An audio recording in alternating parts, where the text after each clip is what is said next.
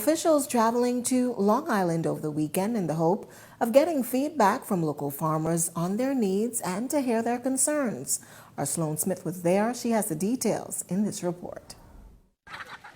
While Long Island was once known as the livestock capital of the Bahamas, residents on the island have suffered countless setbacks, with many farmers still trying to regain their former glory days. The Barefoot Creek Ranch in Clarence Town is the largest and one of the few livestock farms still left on the island. Farm owner Bernard Knowles says with just over 100 animals, this figure pales in comparison to previous years. Having been hit by countless hurricanes, he estimates a loss of hundreds of thousands of dollars in investment and the demise of more than 1,000 animals.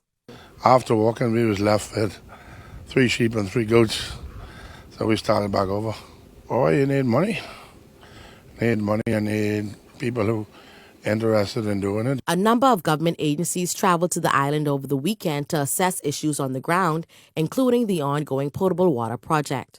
A town hall meeting also took place, giving residents an opportunity to voice their concerns that range from farming equipment to access to Crown land and capital. I was a farmer, livestock farmer.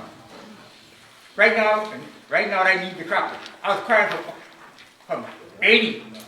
It's 2022 now. Where is the tractor? The tractor come? Never coming to know it. Why? This the bastard? You gotta be the bastard because we can't get tractor to know it. Until we get serious by adding the children, then bring on the words. BAMSI Executive Chairman and Senator Tyrel explained that the goal was to scout out a space for the Institute that would give farmers direct access to the ministry and its agency and put in proper procedures to facilitate their needs on a daily basis. In the next 2 years, we want to bring the Bahamas to a level where we're providing the Bahamian people with 100% organic Bahamian-grown eggs. BAIC Executive Chairman Leroy Major assured farmers that they will see swift movement on their concerns regarding the need for feed and a working tractor on the island. It is our vision on every island where we have a packing house. We will put a fish and farm store.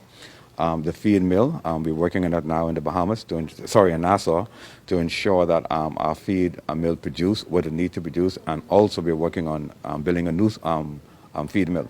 This is Sloan Smith for Eyewitness News.